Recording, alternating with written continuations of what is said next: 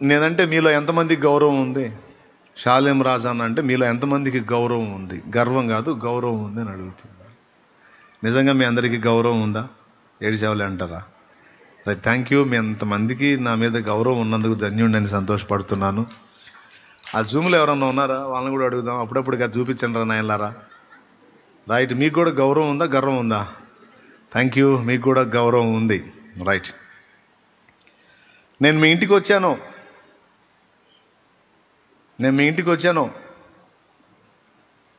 నేను వచ్చేటప్పటికి మీ ఇంట్లో బంధువులు ఉన్నారు, మీ బంధువులు ఉన్నారు. వాళ్ళని గురించి మీరు ఆలోచిస్తూ ఉన్నారు, వాళ్ళ బాగోగులు చూస్తూ ఉన్నారు, వాళ్ళకి మర్యాదలు చేస్తూ ఉన్నారు. నేను వచ్చి చాలాసేపు నిలబడ్డాను. కనీసం అన్నయ్య బాగున్నారా, ఎప్పుడొచ్చారు, రండి కూర్చోండి అలా. కాసిన నీళ్ళు ఇలా, కాళ్ళు కట్టుకోవడం నీళ్ళు ఇలా, తాగడానికి కూడా నీళ్ళు ఇలా. అసలు నన్ను పట్టించుకోలా. నాకు ఎలా ఉంటుందండి? ఎట్లా ఉంటుంది? నీ మొహంలాగా ఉంటుంది అంటారా? ఎట్లా ఉంటుంది? నాకు ఎలా ఉంటుందండి?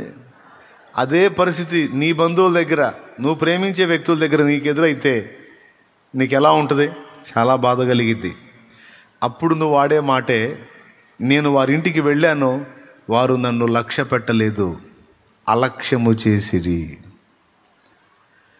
పట్టించుకోకపోవడాన్ని, తలంచకపోవటాన్ని, గుర్తించకపోవటాన్ని దారుణమైన అవమానంగా మనం ఫీల్ అవుతాం. అవుతామా అవమా? అందరు చెప్పాలి. అవుతామా అవమా?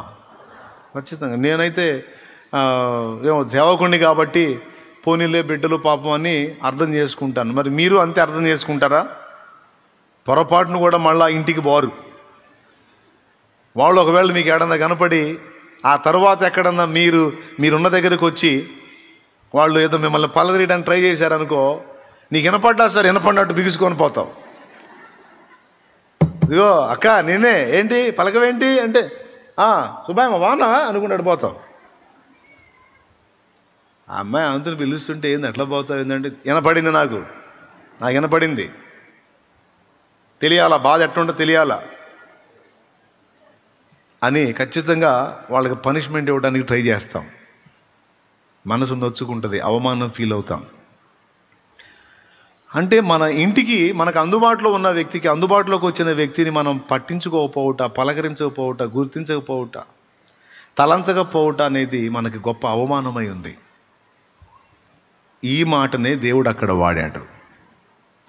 ఎక్కడ వాడాడు? ఎన్నాళ్ల మట్టుకు ఈ జనులు నన్ను అలక్ష్యము చేయుదురు అనే మాట వాడాడు. ఏంటి?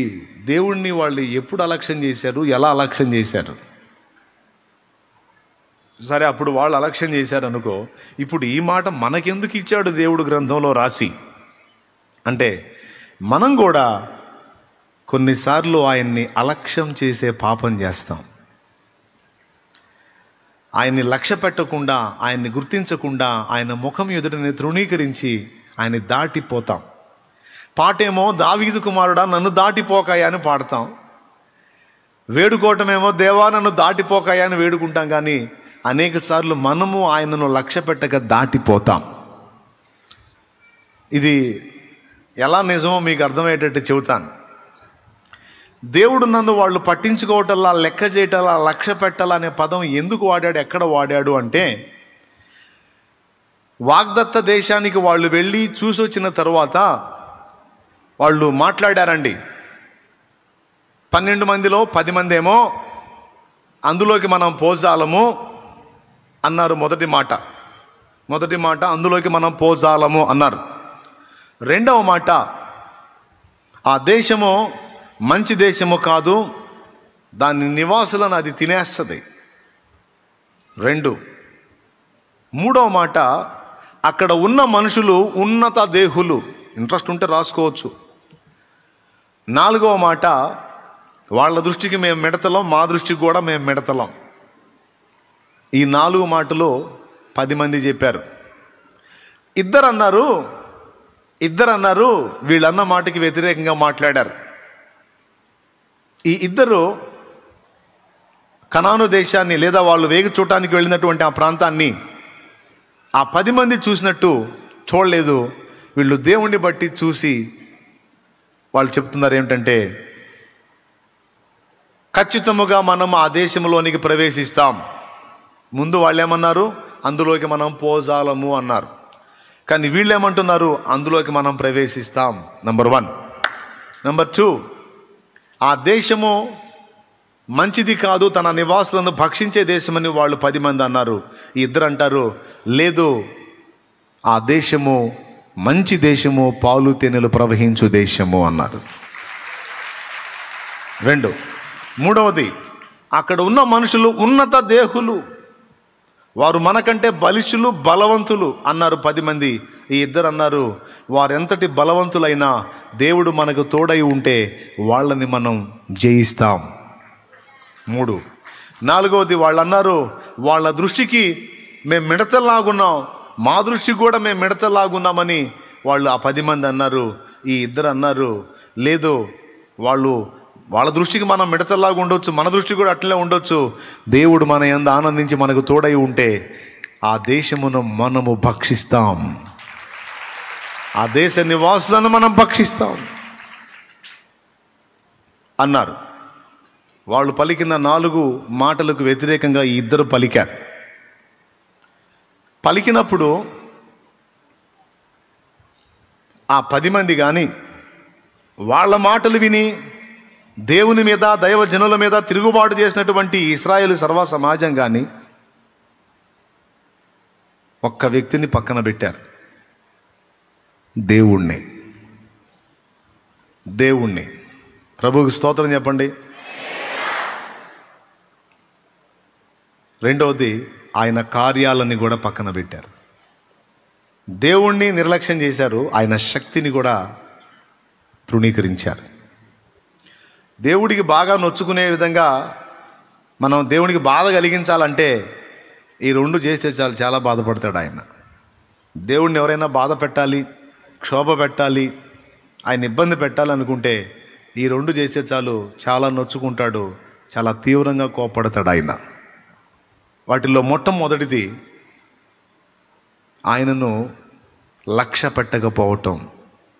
2, ఆయన శక్తిని తక్కువ అంచనా వేయటం. ఈ 2 ఆయనకి ససేమిరా నచ్చవు, ఆయనకి బాగా గాయపరుస్తాయి. Praise the lord. ఈ 2 తప్పులు జీవితంలో మనం చేయకుందుము గాక. ఆమేన్, హల్లెలూయా. 2, ఏమండి, ఐగుప్తు రాజు ఎంత బలవంతుడు, అంత బలవంతుడైనటువంటి ఐగుప్తు రాజు చేతిలో నుంచి సూచక్రియల మీద సూచక్రియలు చేసి, వాడికి నిద్రాహారాలు లేకుండా చేసి, వాడికి మెంటలెక్కేటట్టు చేసి, పొండ్రా బాబు మీకు దండం పెడతా అని వాడు చేతులారా పంపించేటట్టు చేసిన వాడెవరు? దేవుడు. వీళ్ళు బయలుదేరి వస్తుంటే అక్కడున్న ఐగుప్తీయులు అందరి వెండి బంగారాలు వాళ్ళకై వాళ్లే వీళ్ళందరి చేతుల్లో పెట్టి పంపించేటట్టు చేసింది ఎవరు? వదిలిపెట్టినటువంటి ఫరో మళ్ళా వాళ్ళని తరుముతుంటే ఆ ఫరో వాళ్ళని చేరకుండా వాళ్ళకి ఫరోకి మధ్య అగ్నిస్తంభమై నిలిచిన వాడెవరు? శత్రువుల చేతిలో వీళ్ళు పడకుండా సముద్రం 2 పాయలు చేసిన వాడెవరు? 2 ప్రక్కల నీళ్లు ఈ పక్క ఆ పక్క గోడల్లాగా నిలబడి మధ్య ఆరిన నేల కల్పించి మహా అద్భుతం చేసి ఏ జనము ఎదుట చేయబడని సూచక క్రియలను ఆ ప్రజల ఎదుట చేసి నడిపించిన వాడెవరు? ఏమండి, లక్షలాది మందికి ఫుడ్ వండి పెట్టాలంటే ఎంత బడ్డెనండి. ఇంతమందికి నీడనివ్వాలంటే ఎంత కావాలండి? ఇంతమందికి వాటర్ ఇవ్వాలంటే లక్షలాది మందికి ఎంత కావాలండి? వాళ్ళకి వాటర్ ఫెసిలిటీ ఇచ్చాడు. హోరేబులోని బండ వాళ్ళ వెంటబడి వెళ్ళింది.